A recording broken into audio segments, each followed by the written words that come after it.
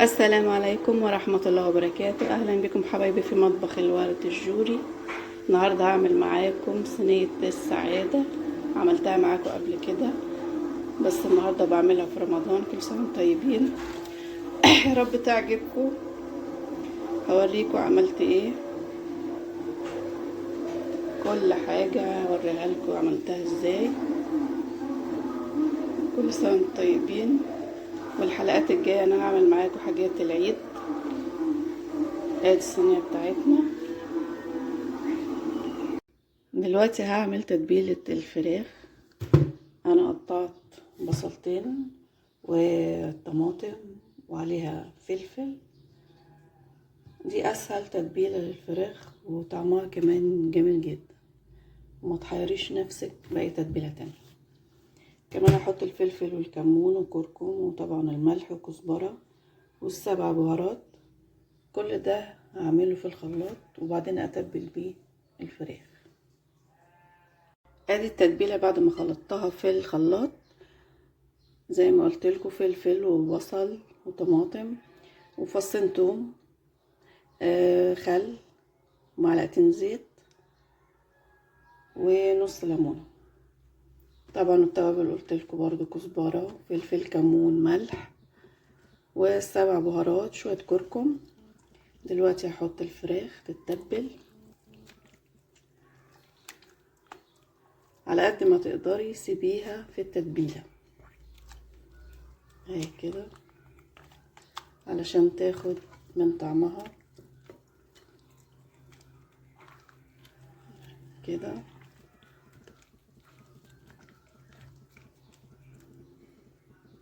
وبعدين هسيبها في التلاجة يا اما من بالليل يا اما قبلها ب3 ساعات.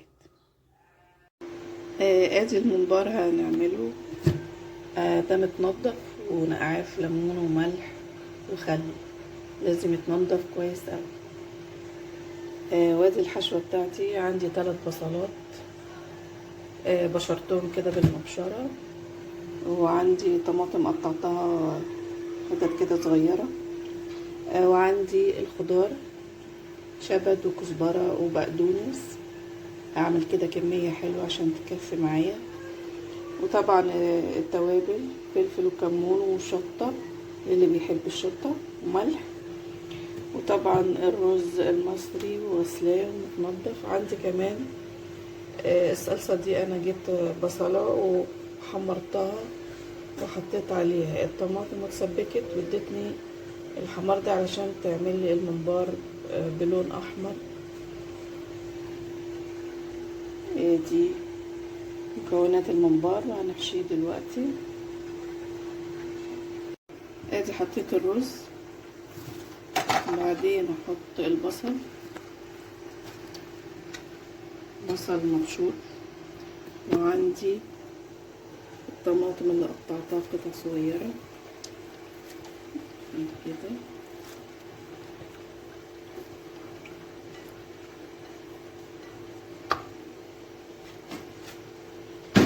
والخضار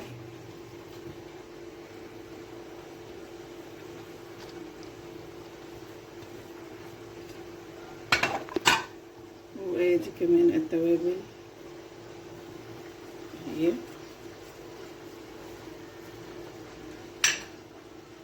وادي الصلصة.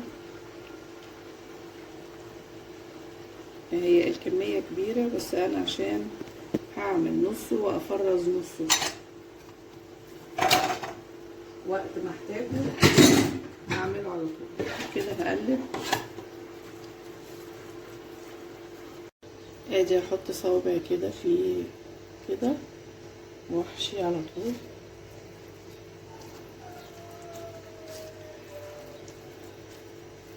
انت احسن حاجة هتعمليه وتعملي على قدك وتعيني الباقي يبقى جاهز تحمريه على طول كده. وعلى فكرة ده مش يعني من نوع العجينة اللي بيستوي بسرعة، فانا مش هملاه رز وكده علشان ما يطرقعش مني.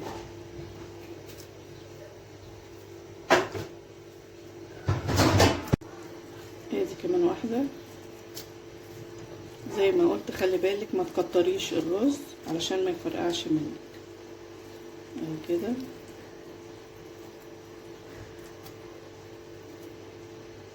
ادي الممبار بعد ما حشيناه، وانا دلوقتي حاطه الميه على النار، فيها ورق لوري وفلفل وكمون والملح البهارات بتاعتنا. واخلي بالي لما يستوي علشان ما يفرقعش مني، ومملوش رز قوي. اهو ادي الممبار بعد ما استوى، سويته كويس قوي، ودلوقتي هحمره. دلوقتي انا بعصج اللحمه علشان السمبوسه، وحطيت عليها معلقه سمنه وكمان بصل متقطع كده، وهجيب التوابل بتاعتي. وادي التوابل فلفل كمون وملح و7 بهارات، وهبتدي اقلب كده وهسيبها تتعصج معايا. ادي اللحمه بعد ما اتعصجت كده، هحط عليها شويه خضار، شويه بقدونس كده، كزبره، وهقلبها وابتدي احشي السمبوسك. طبعا لازم احط معلقه دقيق على ميه علشان اعمل السمبوسك كويس واقفله. ادي لفه السمبوسك، لازم اختار نوع كويس علشان اشتغل بيه. واحطه كده واحده واحده، وهبتدي اشتغل. اول حاجه احط اللحمه كده،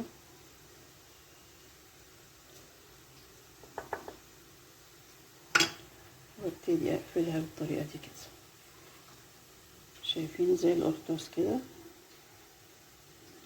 وبعدين هقفل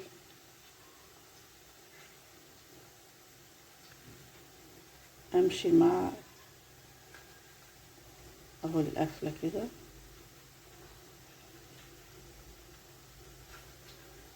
وبعدين هقفل كده. اعمل كمان واحده، معلقه لحمه، شايفين بقفل ازاي اهو. وهمشي كده زي ما عملت التاني كده، وبعدين هقفلها. وهجيب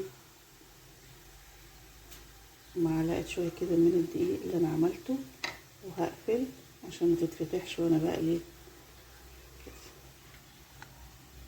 بالطريقه دي. ادي السمبوسك بعد ما خلصته اهو، مقفول كويس قوي اهو. وكده هنقليه مع بعض.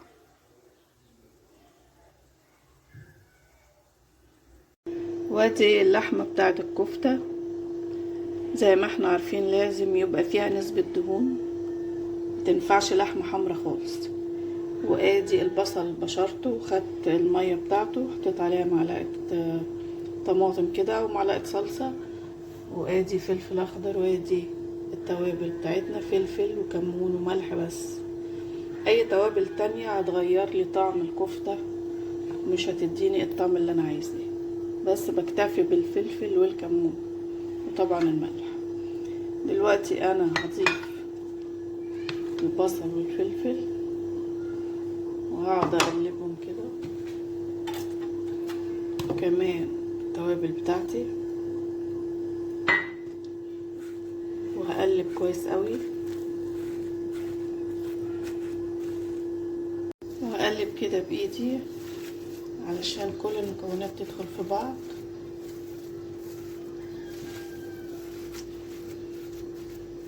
بالشكل ده كده، وبعدين هصبحها وهوريكم ازاي. نسيت يا جماعه اقول لكم لازم معلقه بيكنج باودر علشان اللحمه ما تكشش لما احطها في الفرن. هي معلقه بيكنج باودر كده، واقلب تاني وارجع لكم تاني.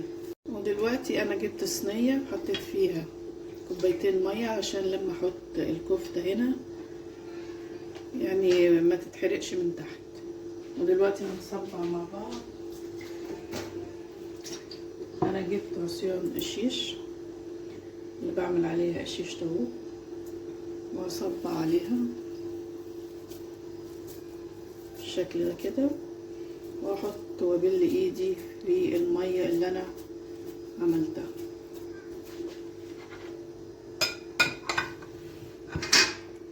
ابل ايدي كده واشتغل براحتك بقى، عايزه الصباع يبقى كبير صغير حسب ما انت عايزه وحسب عدد افراد اسرتك. بالشكل ده كده واشيل الزياده، احاول اخلي كله قد بعض، يعني في نفس الحجم والطول. الميه اهو شايفين، واحطها كده بالعرض. نعمل كمان واحده، اوريكم كمان واحده. انا بليت ايدي في الميه اللي هي ميه البصل، واكبر كده الصباع واعمل كده.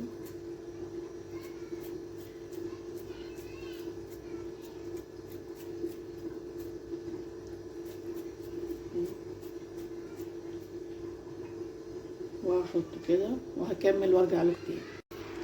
ادي الكفته بعد ما عملتها وخلصتها اهي، وعملت بميه البصل الباقي على وش الكفته.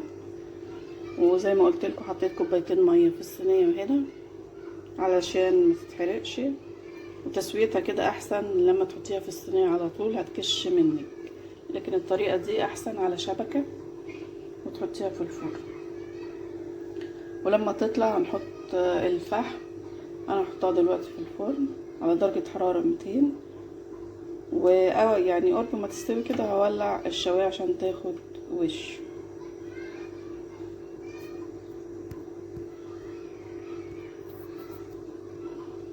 دلوقتي انا جبت صينيه، وادي الفراخ بعد ما اتبلت. زي ما قلت لكم لازم تقعد فتره كبيره في التلاجة في التتبيله. عايزاها من بالليل يبقى احسن، عايزاها قبل الاكل ب3 ساعات ممكن. انا جبت دلوقتي بطاطس وهحطها في الصينيه كده. التتبيله اللي هتنزل من الفراخ هتبقى جميله قوي عليها. انا مش حاجه. ادي البطاطس، وبعدين هجيب شويه من التتبيله اللي انا عاملاها كده. هي كده كده هتنزل من الفراخ على البطاطس وتديني طعم جميل قوي.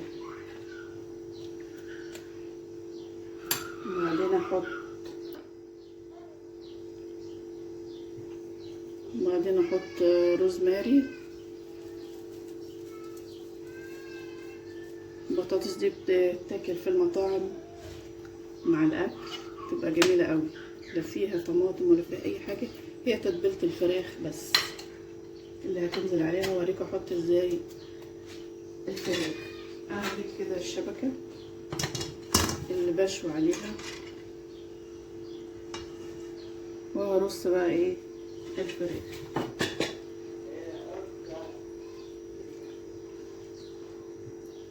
اهي كده.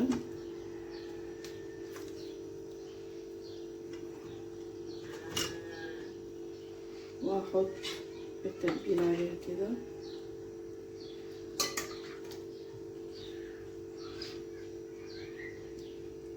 التتبيله دي زي ما قلت بصل وفلفل وطماطم وخل وليمون اهي. وبعدين هقفل عليها عشان هتديني الشكل في الاخر، شكل الشوي اهو. ادي البطاطس تحتها، واحطها في الفرن انا مولعاه، وفي الاخر هولع الشوايه عشان تحمر لي الفراخ من فوق. ادي الممبار بعد ما استوى سويته كويس قوي، ودلوقتي هحمره. ادي الرز، عايزه تعمليه بسمتي عايزه تعمليه مصري. انا هعمل النهارده مصري. حطيت زيت وحطيت عود قرفه، وادي ورق لوري، وهحط الرز واقعد اقلبه شويه، وبعدين احط الكاري والكركم. ادي قلبت الرز، ودلوقتي هزود له الميه واسيبه لحد ما يستوي. ادي الممبار بعد ما حمرته، وادي السمبوسك، وادي كمان الرز استوى معايا. دلوقتي انا حطيت الفراخ والكفته، وادي الفحم. كل سنه وانتم طيبين، والاذان اهو يا دوب. وبعدين هغطيها بسرعه عشان تاخد الريحه. الرز حطيناه، وادي الفراخ بعد ما حطينا الفحم.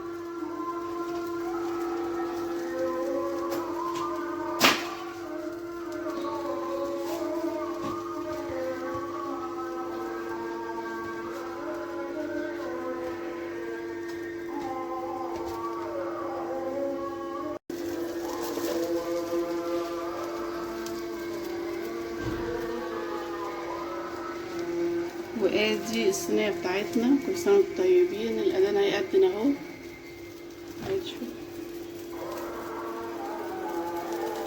لو عجبتكم الطريقه دوسوا لايك واشتركوا في القناه. السلام عليكم ورحمه الله وبركاته. اهلا بكم حبايبي في مطبخ الورد الجوري. النهارده هعمل معاكم صينيه السعاده. عملتها معاكم قبل كده، بس النهارده بعملها في رمضان. كل سنه وانتم طيبين. يا رب تعجبكم. هوريكم عملت ايه، كل حاجة هوريها لكم عملتها ازاي. كل سنة وانتم طيبين. والحلقات الجاية انا هعمل معاكم حاجات العيد. ادي الصينية بتاعتنا.